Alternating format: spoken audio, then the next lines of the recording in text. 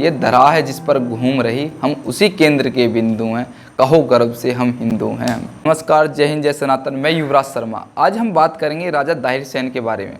राजा दाहिर सेन सिंध के आखिरी हिंदू राजा, यानी हिंदू शब्द भी यहीं से आया है, सिंध से। इनकी मृत्यु के पश्चात भारत में पहली बार इस्लाम आक्रांता घुसे। इकलौता राज परिवार था जिन्होंने 76 सालों तक अरबों के 15 आक्रमण सहे। वीर गति लेना अच्छा समझा, परंतु इस्लाम आक्रांताओं, इन दुष्ट, इन दुराचारी, इन रेपिस्टों से हाथ मिलाना ठीक नहीं समझा। जो सिंध की सीमा थी वह पश्चिम में मकरान तक, उत्तर में मुल्तान पंजाब तक और पूर्व में राजपुताने तक, दक्षिण में अरब सागर तक लगती थी। जो भारी आक्रांता थे वह सैको है कहा करते थे और राजा दाहिर सेन का सिंध पर राज था। तो जब वह आक्रमण करा करते थे तो भारत को सिंध की जगह हिंद कहा करते थे और जो सिंधु नदी से इधर निवास करते थे उनको हिंदू कहा जाता था।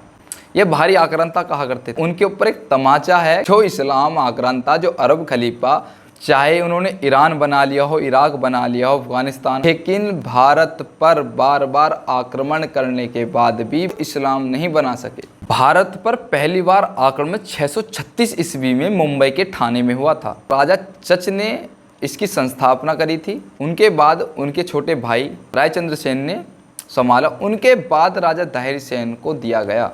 राजा दाहिर सेन बड़े ही बलवान, विद्वान, एक बड़े ही पराक्रमी राजा थे। अरबों के भारत पर आने के कई कारण माने जाते हैं कि भारत को इस्लाम बनाकर पूरी विश्व पर राज करना, पूरी दुनिया को इस्लाम बनाना। मोहम्मद बिन हारिस और मोहम्मद बिन अलाफिया, ये मोहम्मद प्रोफिट के वंशज थे जिन्होंने अरब के खलीफाओं के डर की वजह से मकरान में शरण ली। मकरान उस समय सिंध के अधीन था और मकरान एक रेगिस्तान इलाका है जहाँ पर बौद्ध और हिंदू रहा करते थे। वह रेगिस्तान इलाका था अरब से भारत पर आने के लिए। उनको जब राजा दाहिर सेन के बारे में पता चला तो उन्होंने राजा दाहिर सेन की शरण ली। राजा दाहिर सेन ने अतिथि देवो भव का नारा लगाते हुए उनको सहारा दिया और उनकी सुरक्षा का पूरा भरोसा दिया। यह बात इराक के शाहजहां को खटकी। अरब के खलीफाओं ने राजा दाहिर सेन को पत्र लिखा कि हमको मोहम्मद बिन हारिस और मोहम्मद बिन अलाफिया को हमें दे दें, लेकिन राजा दाहिर सेन ने देने से मना कर दिया। अरब के खलीफाओं ने राजा दाहिर सेन को युद्ध की चुनौती दी। राजा दाहिर सेन ने उसे स्वीकार किया। कालीन खलीफा था वाहिद, उसने बूठैन को भारी सेना लेकर भारत पर भेजा। राजा दाहिर सेन की सेना ने उसे सिंधु नदी पार करने से पहले ही हरा दिया और उसकी हत्या कर दी। जब यह बात अरब के खलीफाओं को पता लगी, अरब के खलीफाओं ने दोबारा आक्रमण के लिए भेजा। जो दूसरी बार सेनानायक आया था उसका नाम था उबैद उल्लाह और उसको भी राजा दाहिर सेन की सेना ने हरा दिया। और उससे पहले राजा चच और राजा रायचंद्र सेन ने तीसरी बार मोहम्मद बिन कासिम को अरब के खलीफाओं ने 15,000 की सेना के साथ भारत पर आक्रमण के लिए भेजा। तो वह मकरान जब पहुंचा तो मकरान से मोहम्मद हारून से उसे मदद मिली और मकरान से मोहम्मद हारून से उसे सेना के साथ साथ 5 बलिस्ते मिले और धन मिला। बलिस्ते वे होते हैं जिनसे पत्थर दूर तक फेंका जाए। जब वह देवल आया तो वहाँ के लोगों की मान्यता थी कि जब तक देवल के मंदिर पर ध्वज सनातनी भगवा लहराता रहेगा तब तक राजा दाहिर सेन को हराना नामुमकिन है। तो उसने उस ध्वज को काट दिया और साथ ही साथ उस मंदिर को ध्वस्त कर दिया, मंदिर को तोड़ दिया और वहाँ पर देवल में उसने अपनी बुद्धिमता का प्रचार देते हुए 17 वर्ष से ऊपर देवल में जितने भी पुरुष महिला थे जिसने इस्लाम अपनाया उसको छोड़ा और बाकी को मरवा दिया।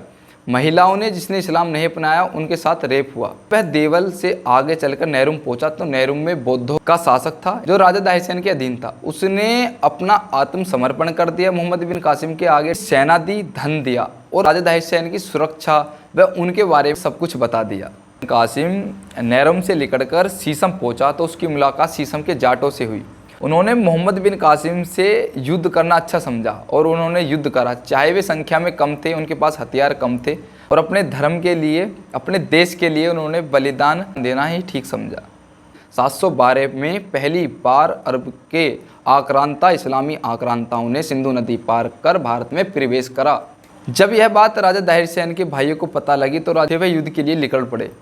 उन्होंने वीरगति प्राप्त करी। जब राजा दाहिर सेन के पास कुछ मात्र सेना बची, राजा दाहिर सेन ने इस्लाम न अपनाते हुए वीरगति को पाना अच्छा समझा और राजा दाहिर सेन ने युद्ध के लिए चुनौती दी। राजा दाहिर सेन का मोहम्मद बिन कासिम से युद्ध हुआ। उस युद्ध को आरोर की लड़ाई कहा जाता है जो 712 में हुई थी। राजा दाहिर सेन के हाथी का नाम था महावत। बीच युद्ध में राजा दाहिर सेन को युद्ध सीमा से पार ले गया।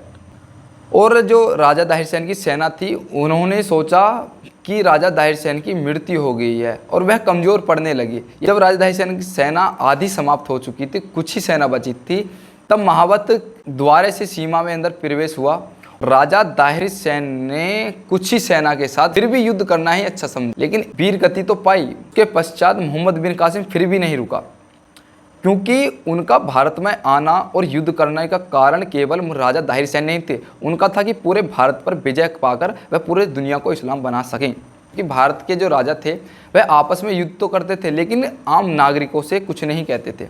लेकिन मोहम्मद बिन कासिम ने जो अपनी क्रूरता दिखाई, पहली बार था जब भारत से ले जाकर स्त्रियां अरब के बाज़ारों में बिकी थीं। राजा दाहिर सेन के बाद उनकी पत्नी ने युद्ध भी करना ठीक समझे। भारत में शाह का जोहर पहली बार हुआ। 715 में मोहम्मद बिन कासिम की मृत्यु हुई है और उसके पश्चात सिंध को बप्पा रावल ने आज़ाद करवाया है, भारत के हिंदुओं ने आज़ाद करवाया है। कुछ गलती हुई तो क्षमा करें, बाकी जितना हो सका मैं बता सका। जय हिंद, जय सनातन।